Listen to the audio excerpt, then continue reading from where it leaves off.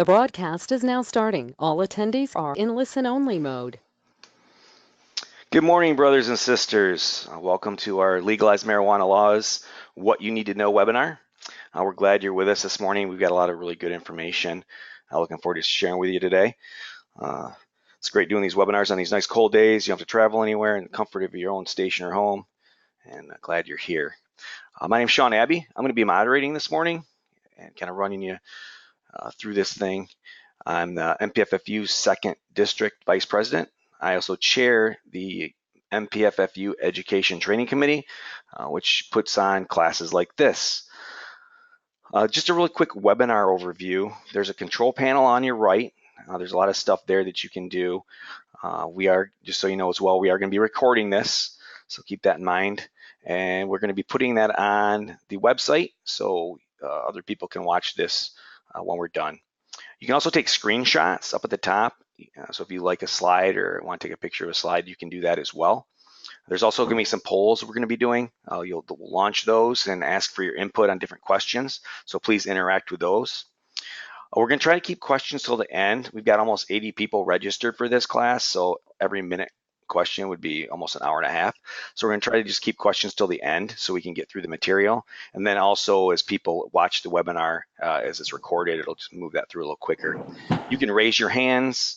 There's a spot to do that on the side. You can also, the best way I'd like to interact with you, if you can type questions or chat with me, I can relay that information through, or I might know if that information is coming up later on in the course. There's also handouts attached to this webinar. You can download those on the panel as well. There's an IFF fact sheet, which is a great thing. I think it's like 2 or 3 months old on marijuana.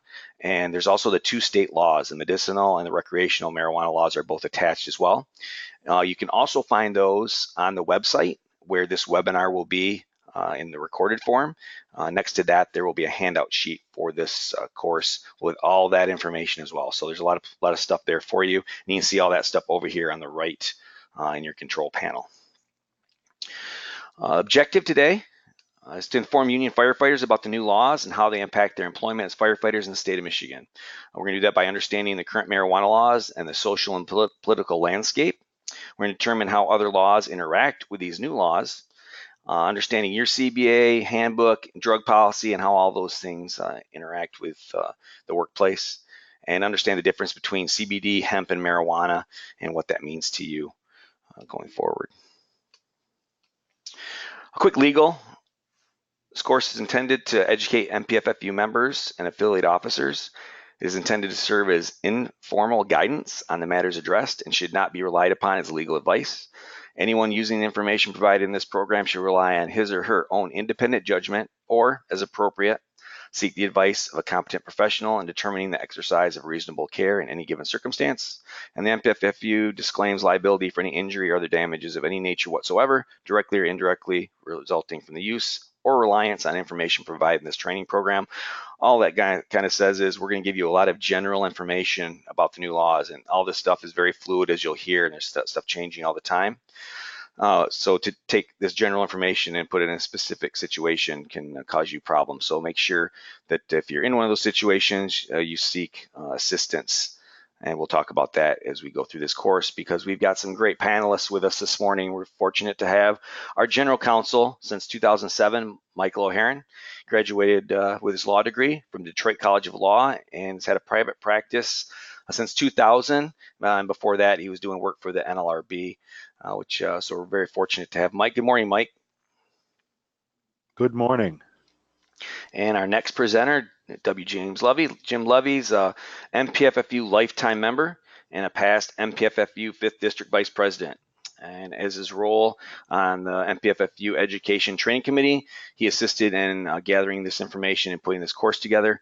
So he's an active retired member of the Portage Local 1467 and a great friend and mentor to me, and we're lucky to have him as well. Good morning, Jim. Good morning, Sean. Good morning, everybody. All right. Mike, take it away. Okay. Well, good morning, everyone. I'm glad you joined us, and I do want to start off by saying I think it's great that we're having this before the holidays, and anybody who tuned in this morning to figure out how they can take advantage of the new laws that legalize marijuana, I'm afraid we're going to disappoint you a little bit today. But before we get into the disappointing news, let me just do a little overview of what the laws in Michigan do provide. Most of you are aware that we started out with a medical marijuana law. The name of that act is the Michigan Medical Marijuana Act. The effective date of that act is actually December 4th, 2008. It was, as your slide in front of you indicates, it was amended in 2016, mostly to accommodate the provisioning centers and the facilities, the dispensaries to distribute medical marijuana, the licensing and those kinds of facilities. But the Michigan Medical Marijuana Act provides certain basic things that you need to be aware of, and it basically applies only to people over the age of 21. There was no provision for individuals under the age of 21 to access or utilize medically approved marijuana. In order to be under the protections of the act, an individual needed to obtain a registry ID card from a licensed physician, indicating essentially that you have a medical condition that requires the periodic use of marijuana to treat it. The law is very specific as far as what is and is not allowed for a person who carries a registry ID card. The first thing is the amount that the patient is permitted to possess, and that is 2.5 ounces of marijuana.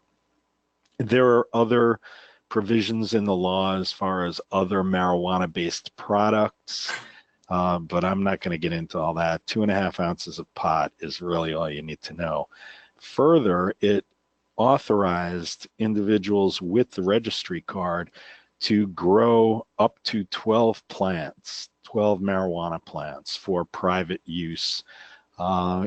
Those plants needed to be grown in an enclosed and locked facility. So the law provided that you could not be prosecuted. There was a presumption in the law that if you had a registry card and were over 21, possession of any amount of 2.5 ounces or less, and the cultivation of 12 or less plants is presumed to be for a medical purpose. Now, the thing that I think is important for you to know about the Michigan medical marijuana law is that it does have a provision at MCL 333.2647C2 that there can be no discrimination against a 21-year-old with a registry card by a professional licensing board because that person utilizes, grows marijuana. I think a lot of people believe that that stood for the proposition that your employer couldn't do anything about your use of medical marijuana. That is not the case. Medical marijuana is definitely treated differently, and we're going to address that later in this this webinar. It's treated differently than other controlled substances that are prescribed for the treatment of various conditions or illnesses. So it basically said you couldn't be denied a professional license because you have a condition that's being treated with medical marijuana, not that you could show up to work using marijuana. Recently, we saw the passage of the Michigan Regulation and Taxation of Marijuana Act, which was effective on December 6th, 2018. And that, along with the Michigan Medical Marijuana Act, is available as a handout on the margin of the webinar here. This act, the Legalization Act, you can find at MCL 333.27951 at SEC. And as I said, it took effect December 6th, 2018. So we just passed its 1-year anniversary. This law parallels the Michigan Medical Marijuana Act in many ways, the most significant of which is that, again, it does not protect marijuana usage by anyone under the age of 21. You must be 21 or over to legally possess and utilize marijuana in the state of Michigan. The possession amount is also the same as the Medical Marijuana Act, which is 2.5 ounces, and the limitation of 12 plants for an individual is included in this act. Mike, I'm sorry, I may interrupt. This is Jim. I believe that if you're 21 years of age, they can actually possess up to 10 ounces instead of the 2.5 for the recreational. Really? Yes. Well, I must have missed that part, but yeah, but that's what I got. That for the recreation, they can possess 10 ounces and grow up to 12 plants. Okay. Well, I'm not here to tell anyone to possess any amount of marijuana if you want to be a firefighter in the state of Michigan, but we're going to get into that a little more in a few minutes here. The thing about this act is it does have extensive provisions for the licensing and regulation and creation of what they call marijuana establishments, marijuana transporters, processors. There are lots of business opportunities that have opened up in the marijuana industry. Significant about that is that municipalities are given very, very broad discretion to regulate, restrict, or even prohibit the commercial production and sale of marijuana within their municipality. And you can find that in Section 6 of the Act at MCL 333.27956. The thing that I think we should be focusing on as far as the current law, the legalized marijuana law, is that Section 4, subsection 3 of the Act, and I'm going to actually read it to you because I think it's very clear and you should really focus on this piece of the Act as opposed to possession amounts and things like that.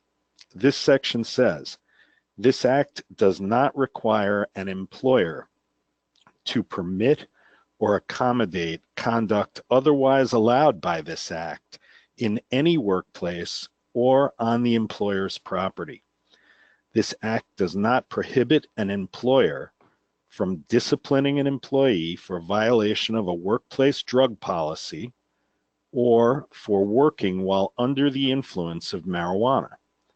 This Act does not prevent an employer from refusing to hire, discharging, disciplining, or otherwise taking an adverse employment action against a person with respect to hire, tenure, terms, conditions, or privileges of employment because of that person's violation of a workplace drug policy or because that person was working while under the influence of marijuana. End quote. So while we're all very clear that we have rights that we didn't have before, whether those rights are something that you as firefighters can utilize, especially at your workplace, is it's very restrictive. And employers have, as I just read, been given very broad discretion to restrict or prohibit the use of marijuana despite the laws. Sean and I have spoken quite a bit lately about the issue of social acceptance, and Jim has some information about the referendum. It is interesting that both of these laws, unlike most of the legislation that we have, which is generated by the legislature, both of these laws were created at the instigation of the citizens. Petitions were circulated, and the legislature was petitioned to pass legislation. And as far as the current law, the Michigan regulation and taxation of marijuana law, that, as you probably remember, was subject to a public referendum in order to get that law passed. So it would seem that the public is very accepting of marijuana use and wants to facilitate marijuana use, but that doesn't necessarily translate into your employers embracing that, even though their citizens might want to. And you can see this last bullet point here. The political acceptance is significantly lower. The vast majorities of municipalities have chosen to ban marijuana sales within their jurisdictions. So those are some things that you should keep in your mind as we move forward here and we talk about what this means for you at work. Real quick too, Jim, or I'm sorry, Mike, they're talking about the law, it sounds like it's 2.5 ounces on your person, but 10 ounces on in your home. Your home, right. Yeah, and marijuana still remains illegal under federal law from the Controlled Substance Act. There are 11 states in the District of Columbia that have approved recreational marijuana for citizens, and 33 states that have it for medical marijuana use. The biggest problem, and we're going to find this later in these slides, is what constitutes impairment. As it stands in Michigan, there is no standard for impairment. If you test positive, it's basically against the law, and you can be disciplined, as Mike has said. Yeah, there are testing facilities, from what I understand. I talked to a friend of mine recently that said that there's a facility in Colorado that believes within 6 months they're going to have a system to be able to test that. Well, my comment to that was it still has to be legislated on what determines your impairment, just like alcohol. It used to be 0.10 for drunk driving. Now it's 0.0. There's some states that are going to 0.06. So even if there is a way to test it to see, like a breathalyzer on the road, it still has to be legislated as far as what constitutes impairment, and that has not been determined or even come close yet. Right now, any kind of, for firefighters especially, any kind of testing positive is going to show that you're impaired for all practical purposes. And we've got a hand up real quick. Darren. Go ahead, Darren. Darren, you there? No, he's lost his audio and he's gone. Okay, we're gonna keep moving on then. So other laws. Okay, so some other laws that you should keep in mind, I talked about the restriction, even with the medical marijuana law, that your employer could enforce a restriction upon you and would not treat that the same as other prescribed medications for conditions or illnesses. An employee can be terminated even if they hold a medical marijuana card if they are determined to be either in violation of a workplace drug policy or obviously under the influence of marijuana while at work. However, there is room in the Michigan Employment Security Act, the Unemployment Act is what I'm talking about here, that a terminated employee who holds a medical marijuana card may be eligible for unemployment benefits as long as he or she was complying with the Michigan Medical Marijuana Act. So that sounds like a contradiction, right? In order to qualify, if you get discharged for having THC in your body, and you have a medical marijuana card, you could be eligible for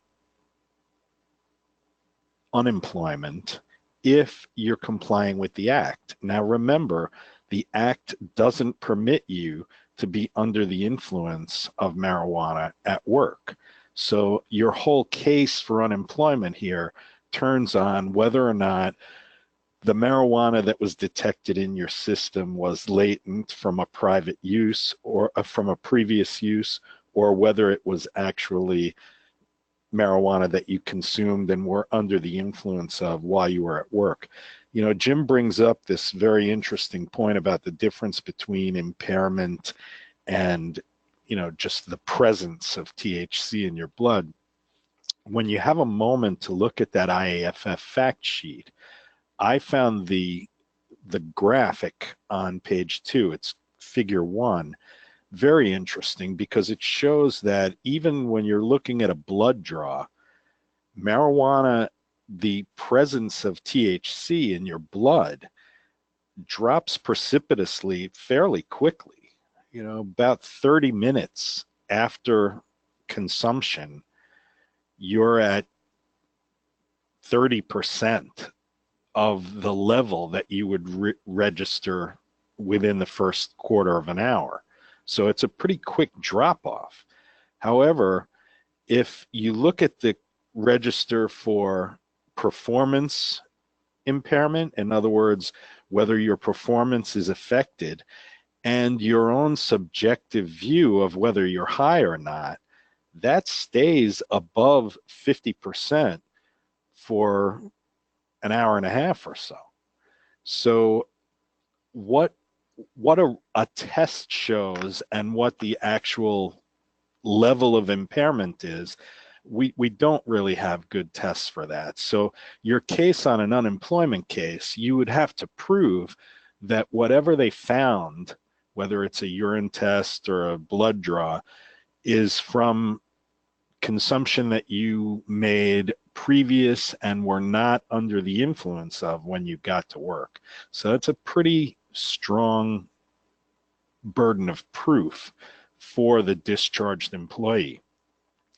The Americans with Disabilities Act accommodates disabilities in the workplace. You know, employers have an affirmative duty to accommodate a disability once an employee lets them know about it, if possible. You know, you don't have to create work that's not useful for an employer to accommodate a disability, but to the extent that an employer has a reasonable accommodation to make for a disability, that's required by the federal law.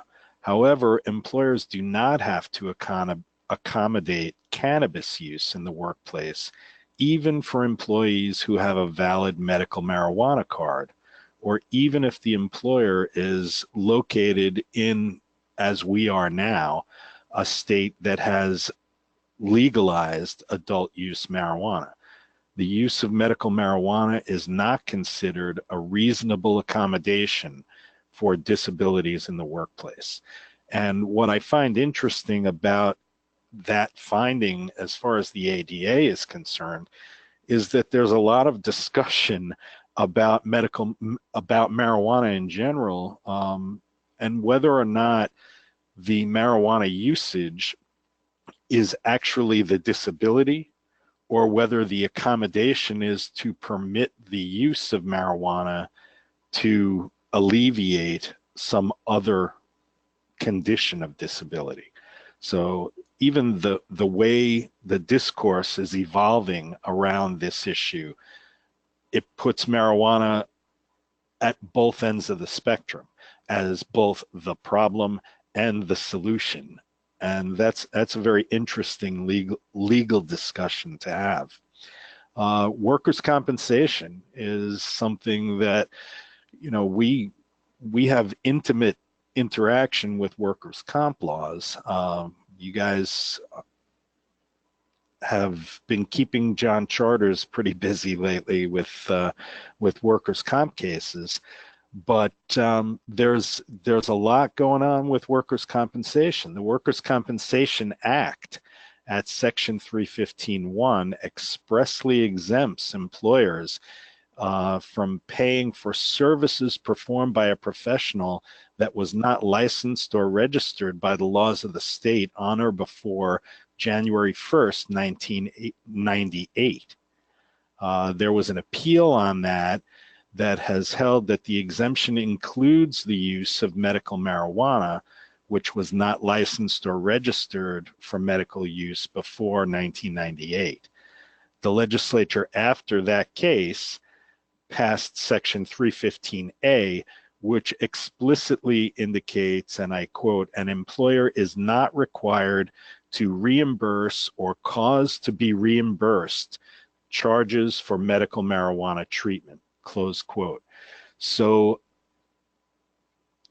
even if you have a duty disability and your doctor prescribes medical marijuana for you, the workers' comp law does not permit recovery of the expenses associated with that type of treatment. And finally here, I want to touch on a couple of federal laws. Jim mentioned one a little bit earlier, the Controlled Substance Act, which does categorize marijuana as a Schedule I drug with, as it says here, no currently accepted medical use and a high potential for abuse. That is still the classification for marijuana. Another federal law you should be aware of is the Drug-Free Workplace Act of 1988. And essentially what that law says is if any employer takes federal money, grant money, loans, any kind of money from the federal government, they are required to implement a zero tolerance policy on drugs.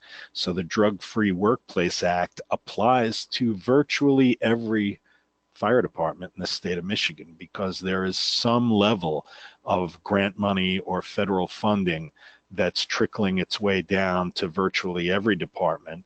And your employer, back when they passed this Drug-Free Workplace Act, that's really when many of the provisions in your collective bargaining agreements that relate to random testing and zero tolerance and those types of things, that's when those things came about, was as a result of the Drug-Free Workplace Act, which is right now the primary impediment to firefighters being able to take advantage of the protections that are offered in the Michigan Regulation and Taxation of Marijuana Act. It's the prohibitions in the Drug-Free Workplace Act that keep your employer on you about not utilizing marijuana.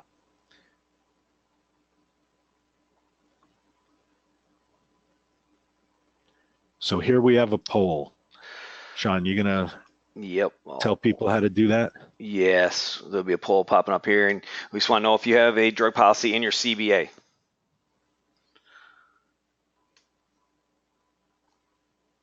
So just click on that, and after yes, no, there's just there's a department policy, or no, you have nothing. And try and get everybody going here. We're about 60%. A few more of you vote in. I want to try to get to 80% at least, but I want to take a lot of time. All right, perfect. We're at 80% right now. So you can see right there, 45% say that they do have a drug policy in their CBA. 26% say no, but there's a policy, and 29%, almost 30%, say no, they have nothing. Now, this is interesting because the no, there is nothing could result in some very interesting cases when somebody gets disciplined.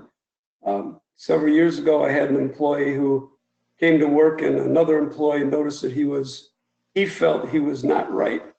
So the employee got tested for a urine test. The employer brought him back to work. He worked the rest of his shift. When the test came back the next day, he tested at a very high level of THC in his system. The department fired him immediately with no just cause, no further testing or anything like that. The local itself did not want to represent the employee, said that this is, like I said, this was quite a while ago.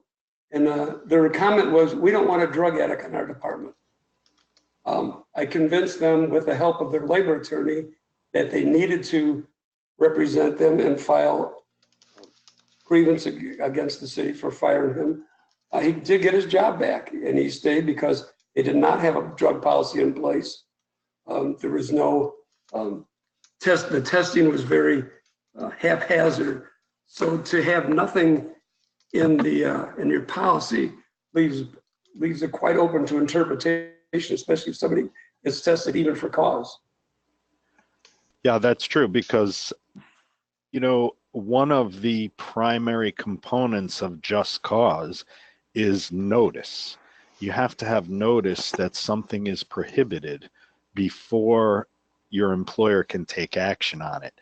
So what I would say is, yes, the people who have no policy at all, no municipal policy, no CBA provision, while it is wide open there and a situation like Jim just described could easily happen, what's more likely to happen first is that the current state of the law is going to have your employer take some unilateral action to create a policy.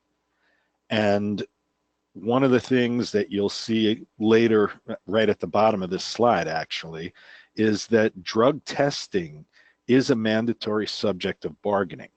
So your employer has no right to unilaterally implement a drug testing policy, or arguably even a prohibition, because even if there is no drug testing policy, if they put out a policy that prohibits any kind of use of marijuana, despite the fact that it's now a legal substance in this state, that implies that discipline would follow for violation of that policy. And my recommendation as a labor attorney to any local that has no city policy or CBA provision is to keep a close eye on your employer, because as soon as they issue a policy or indicate that they're thinking about making a policy regarding marijuana usage, you should immediately give them a demand to bargain over that. That way you've locked them into sitting down and talking to you, or being subject to an unfair labor practice charge if they move ahead unilaterally with that. One thing I'd like to draw your attention to, though, is I did say when we were talking about the Michigan Regulation and Taxation of Marijuana Act that there's a lot of substance in there about the creation of marijuana establishments and businesses associated with the production and distribution of marijuana. The cities and municipalities, all the townships, the employers that you work for have been given very broad discretion under this act as governments to limit, restrict, or prohibit marijuana use and sales within their jurisdiction. You should pay close attention to not only what the law says in the community you live in, But in the community you work in, what your community, what your employer has chosen to do with the discretion afforded by this act should tip you off to what their reaction might be to an employee who runs afoul of any kind of policy they have or collective bargaining agreement provision that you might have. You shouldn't expect an employer who has banned the sale of marijuana in their municipality to be overly lenient about the use of marijuana by their active duty employees, especially public safety employees. Hey, Mike, I've got a question. Go ahead. Someone's got their hand up. Eric, I'm going to turn your mic on here. Eric, you there? No, it's the second one now. You need to have your mic on for me to be able to. There we go. Hey, brother, go ahead. Hey, so going back to that poll that y'all put up a second ago. So I've been kind of looking at our different CBAs versus what our actual SOGs say, and we do have a policy. That was one of the ones that we answered. Yes, we do have a policy in our CBA, but then contradicting that in a SOG we have within the department, it says that no employee shall be disciplined for the use of controlled substances or habit-forming drugs if it's under medical direction. So it's like when you have, how do you go about that when you have, and to the extent of what's in our CBA, it even offers something similarly along those guidelines. It's like, how do you navigate that when you have two different forms of language that contradict each other within the same department?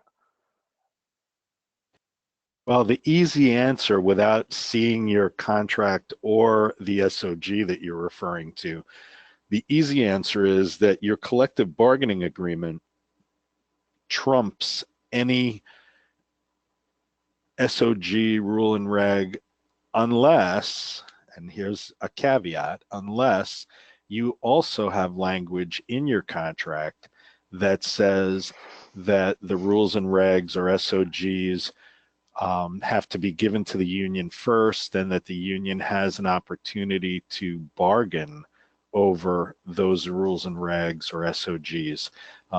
If you have really tight language that requires the employer to get the union's approval before any SOG goes into effect, then hopefully you're really policing the SOGs that are written, and you only have SOGs that you're willing to live by.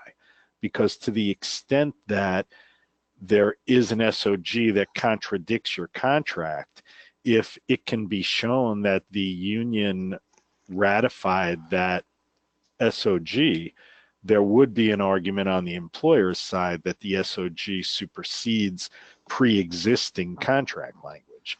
And we would assume that your contract would be modified to be consistent with the SOG the next time you bargain that. So really it relies heavily on the union to pay attention to what's going on. And absent any language like that, your contract is the agreement that they have to live by, regardless of what their rules say. All right. Thanks, Eric. Now,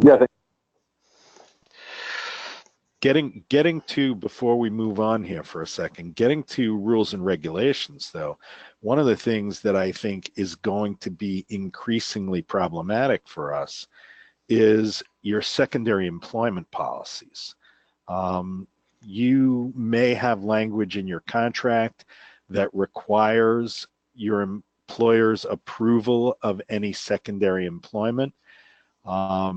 If you're going to take a job in a marijuana establishment, I suspect we are going to see pushback from the more conservative employers to say that that would bring the city or township into disrepute if you were working there. I do know that there are some of our members who have either sought or obtained licenses to operate marijuana establishments, and these kinds of policies are also things that could impact your employment as it relates to marijuana use. All right. Real quick, next poll. Do you have an EAP in your CBA?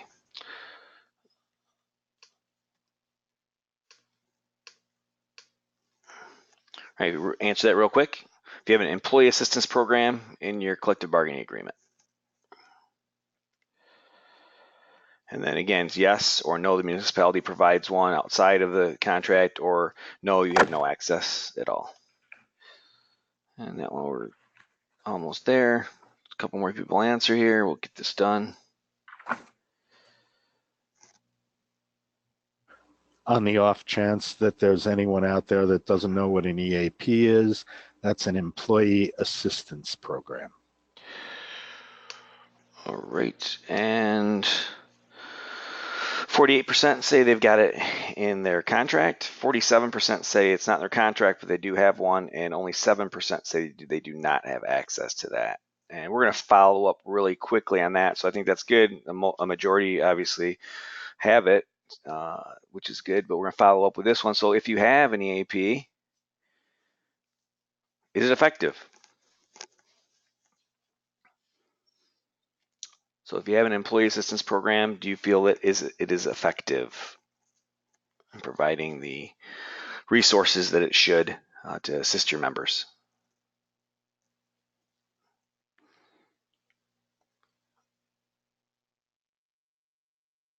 All right, a couple more people answer. We'll close this one. You don't have another way to add another quick poll in there, do you, Sean?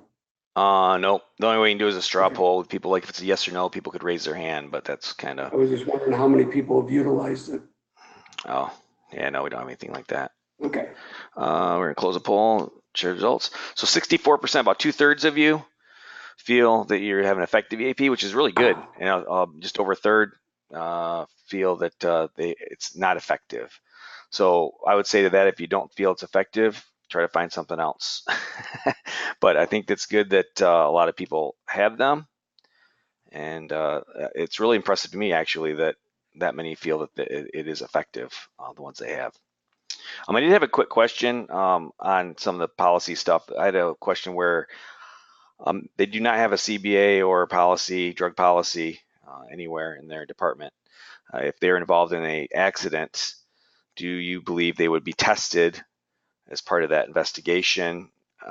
And would they test for marijuana or THC in that? Well, that's what I thought. There. I would say we could make all kinds of arguments. As I said, you can't be disciplined for just cause if you don't have notice that the conduct you're engaged in is a violation. However, arbitrators do take certain things as a given, as something that a prudent person would understand is prohibited by their employer. Drunkenness on the job is one that arbitrators tend to assume you should know, that you don't get to come to work drunk. So whether that would extend to being high on the job, it seems heavily likely that it would, but your lawyer can make a good argument that especially if you have a card, if you have a registry card and you're using it for medicinal purposes and you could show that. I think the long and the short of it is this. Would we maybe likely be able to get your job back if you lost it? Probably, if they didn't take the initiative to make sure that their policy was clear. But I don't know how many of you out there have been discharged and tried to get your job back it's a very unpleasant experience for you and your family, and it's very costly for your local union to try and do that through the arbitration process. So what we're really trying to do here is to put all of you in the best possible position to be sure you don't run afoul of any of these regulations or uh, restrictive situations just because you're under the illusion that marijuana is legal for you. The smart money is on not using marijuana for any purpose while you're employed by a public employer until such time, if ever, that the Drug-Free Workplace Act is either amended or repealed to accommodate marijuana usage. As long as the Drug-Free Workplace Act prohibits marijuana usage, you put your livelihood in jeopardy when you engage in the use of marijuana or any kind of THC containing substance. All right, moving on to marijuana discussion can lead to. So we talked about that, the EAP enhancements and drug policy changes. Specifically focus on that EAP enhancements to have those conversations, and then drug policy changes as far as especially like with random drug testing and things like that, like we've talked about. Yeah, if we could just, before we move too further along here, as far as your EAP is concerned, you know, having one and not having one, that's the baseline for your negotiations. But I forget whether it was Sean or Jim said, if you have one that's not effective, look for something else. And that also you can bring to the bargaining table. If you have a vendor, I mean, I have had several clients who had members in need of the EAP, and they found that either nobody answered the hotline number they were given, or the number was disconnected, or they got a voicemail and left a message and no one called them back.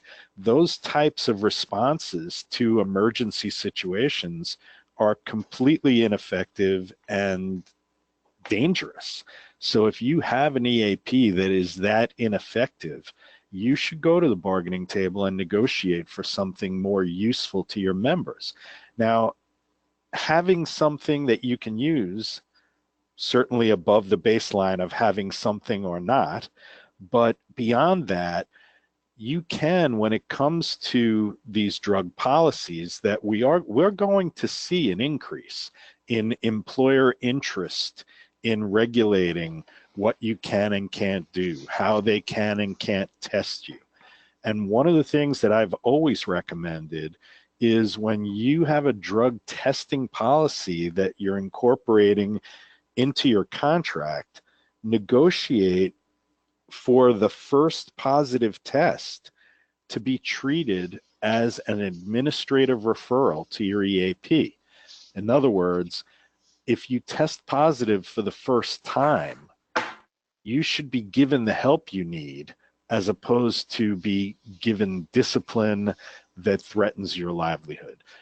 We should immediately, and you know, most of this is about serious drug use and alcoholism, but marijuana use is going to become something that interferes with some of our members' job and their livelihood. And it's no different than the abuse of any other substance. It is, and it is increasingly being diagnosed as a medical condition.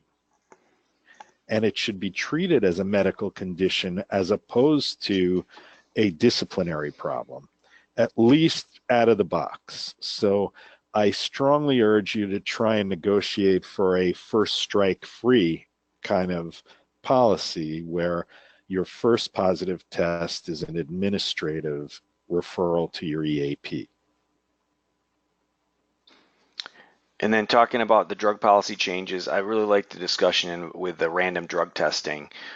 Whereas most places have had random drug testing in their policies for years and years and years, most of the time it's not used for the simple fact of most drugs that people are taking or have access to easily have show signs right away, whereas marijuana usage on, let's say, a person's 4-day, they might not show effects, but THC can still be in their bloodstream, and so that could potentially have more random tests, and maybe some policy changes that can help make those random tests not quite so specific or targeted.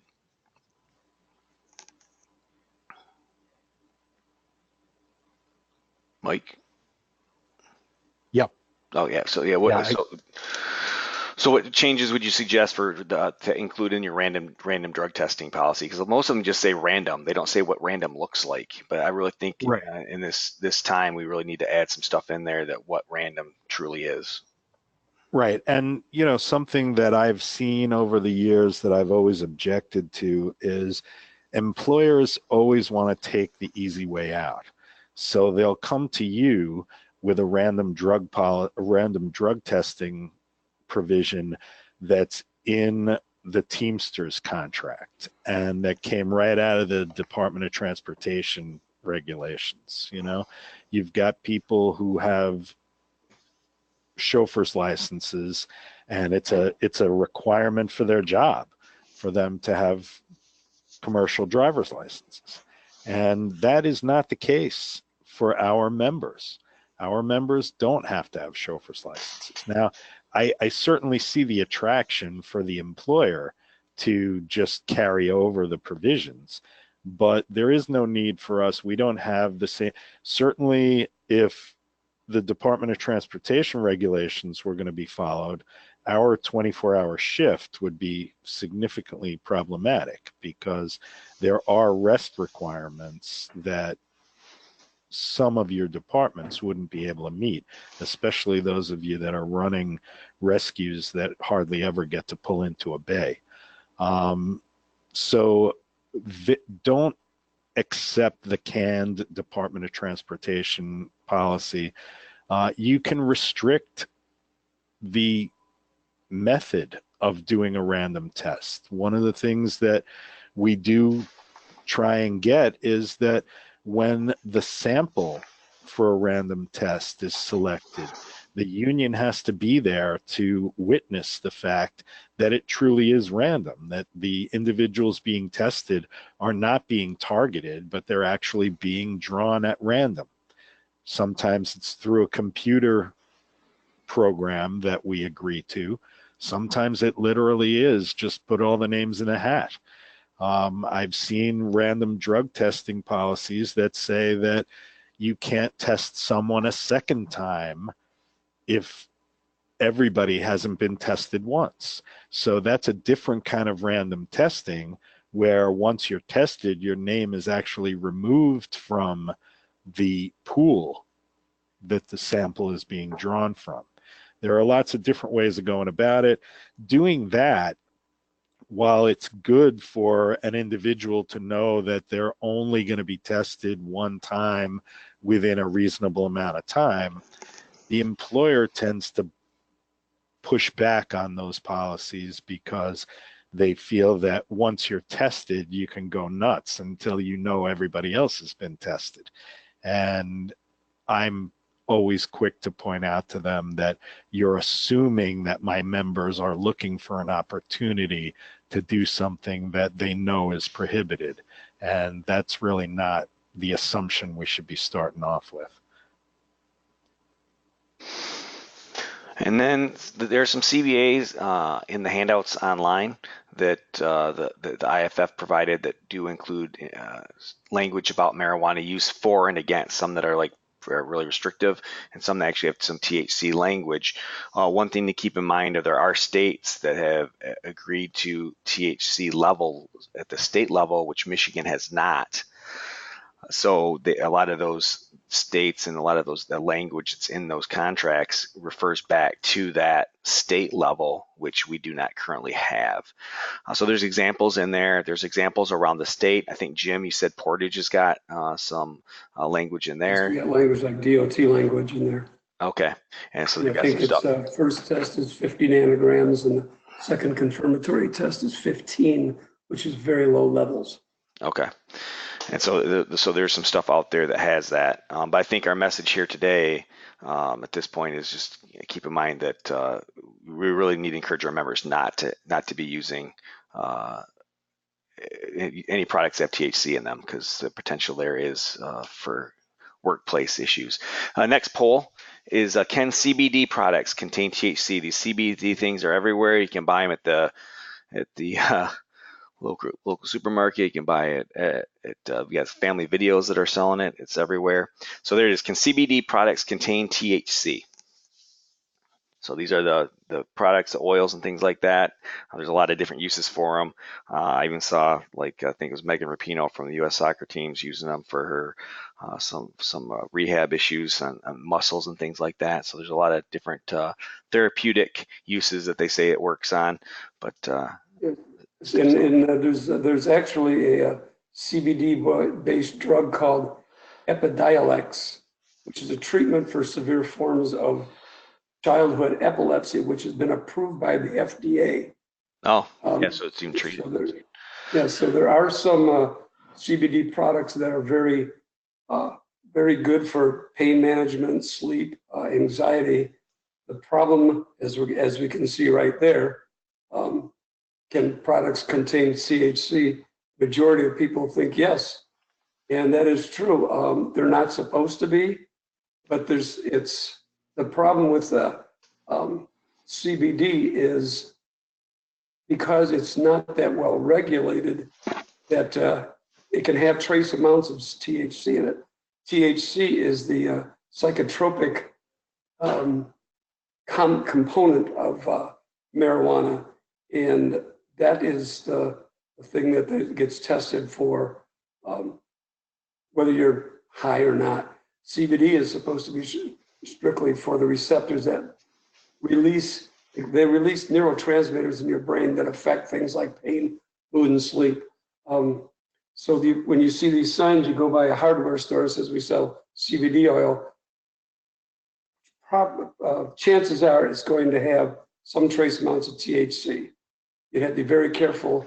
I know that's probably a big question with a lot of our members looking at this, because the oil, rub it on your arms for pain and stuff. Problem is, it can be absorbed through the skin, and you could very easily test positive for it. So I thought this is interesting. This is actually a sale. So Anthony here from a discount nutrition store. Basically, it's one thing we warn our customers about. There's a possibility it does have a small amount of THC in there. There's a possibility you could fail it. So talking about a drug test. We actually have a local in the 8th district right now, and it's not in Michigan, but one of the states in the 8th that's going through a discipline issue right now that's directly dealing with CBD usage by a member who there's THC involved. So there's stuff out there. I was at the Redmond in August, and a department south of Denver, they have an actual THC level in their contract that they can go up to, how many nanograms and stuff that they've got. And so they did a test, and they tested 10 different people over the course of 2 months, from heavy to thin to athletic to non-athletic, to people that use CBD oils to people that didn't. And after the testing went down, 8 of the 10 had THC in their system from CBD products. So it's important to pass on to your members. They think these things are clean because they're not supposed to be THC providing, but they can because they're unregulated, and it's kind of the wild, wild west with that stuff. Here's their summary. Know the laws. They're in your handouts. Know your CBA handbook, policies, drug policies, your SOGs. How do they interact? Enhance your EPA and policies. Make sure your members know that their employee assistance programs, how they work. Have them get help if needed. Try to work with the city to, like Mike said, if you can get a policy where someone tests positive for THC, make it like a first chance thing, or get them to an EAP that it's a one strike sort of rule, or that they're not going to be disciplined for that first time. Understand the dangers of CBD. Sean just went over that. Although they're not supposed to have the THC in it, there's psychotropic properties. Many of them do have. Seek help if you need it. This is, again, everything that we presented today is for informational. If you have run into a problem, get legal help through your local attorney. Go to the state organization with your district vice presidents, or the international. They all have assistance. Everybody has ways to help you with, or even your neighborhood locals may have problems too.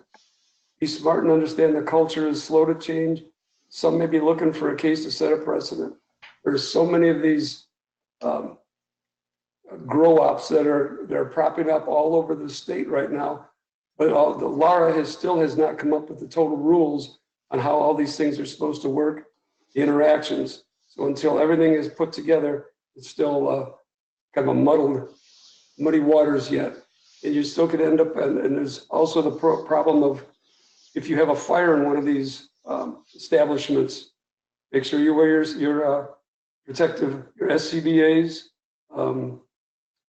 Sean, we had talked about this, that some of these facilities have carbon dioxide machines there that enhance the growing of that. The normal for growing is 12 to 15 parts per million, which is not a problem. But a lot of these facilities flood their units with CO2, hoping to get a better product. This could be a good result in obviously a lower oxygen content if you have to go into one of those systems. Just beware of these when you go into them. And so so the team of us, the three of us, have really been going through this. A lot of things. One thing to add on to what Jim just talked about is file exposure reports. I think Mike talked about that. He's got locals that if they're going into places that you walk into and it's like a hookah lounge or something, and it just filled with marijuana smoke, maybe fill out an exposure report. So if you get tested the next day randomly, you can say, look, I was exposed last shift to a lot of marijuana smoke, and that could potentially be it. So I thought that was good. But the big thing coming out of all this, going through this, is make sure you pass on to your members that despite the changes in the laws, it's still federally illegal. And most workplaces, most all workplaces, are still going to have a problem with you having THC in your bloodstream on duty. So going to the next piece is make sure you guys know your drug policy. These are things a lot of places haven't looked or changed or touched their drug policies in years because they were written a long time ago, and really there's no need to use them a lot of times because most times it's for cause, and cause is cause, and we know what that is. But the random piece could become a bigger issue now with the legalization of the product. So make sure your members know that just because it's legal doesn't mean that it's free market to go out and smoke marijuana anytime with no potential for issues at work. So going on to our next, oops, go ahead, Jim. If I could, no, that's me. If I could just say one thing before we close out here. As far as the culture being slow to change, one of the things that I want to say to those of you listening who are executive board members is consider the fact that despite the fact that the majority of the population wants to facilitate the private use of marijuana for adults, that doesn't necessarily mean that they want their firefighters and cops to be using pot, whether they're on the job or not.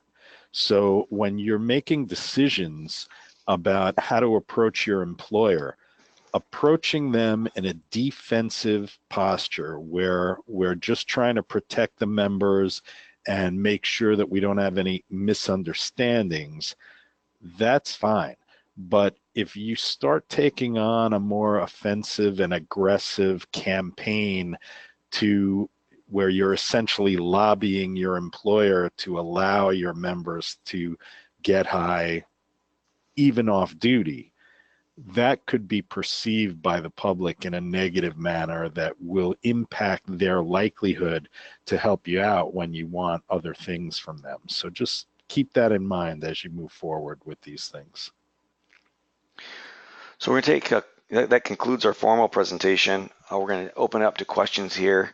You could raise your hand if you want to ask something. Please do complete the course survey at the end of the program, and remember this is recorded, so that if you've got other members that you'd like to sit through this program, if they've got questions about the topics. We also have some more upcoming events for education. The IFF ALTS Affiliate Leadership Training Summit is in January in Orlando. And the MPFFU is putting together a PEP event, which is a partnership and education program for, with the IFF and the MPFFU on May 18th and 19th in Novi. And we're also putting together, Jim alluded to a little bit ago, a marijuana grow ops fire department concerns. So part of that, the other half of the Redmond class I was in talked about issues with that. This is a cash crop. It's money, money, money, and there's a lot of issues with protection and growing and facilitating what that looks like, and they can bring up some concerns. So we're going to work with a health and safety committee to develop some type of a class for that. Our emails are there, so feel free to please send us an email if you've got a question that we didn't answer here, you want some clarification. One thing did come up I wanted to clarify was we talked about the 2.5 ounces. The 10 ounces is in your where you're at. The 2.5 ounces is to carry someplace. So that's, I want to make sure we clarify that per the law so everybody's on the same page. Now's the time, go to raise your hand if you'd like. I can unmute your microphone if anyone has any questions. I'm not seeing anybody. I think that's it. I don't see any questions. So I want to really thank our presenters today. Mike O'Haron and Jim Levy, I really appreciate your time and the time you put in researching this. And I know that's a kind of a dynamic topic because this is literally changing all the time between laws, court cases, things like that, changes in policies, everything like that. It's a big dynamic changing topic. So I really appreciate your time that you put into this and putting this course together. My pleasure. And thank you, Sean, for facilitating it. Yeah. And thank you, everybody else, for attending. My pleasure. All right. Thanks, everybody. And have a safe day. And we'll see you at the next union event.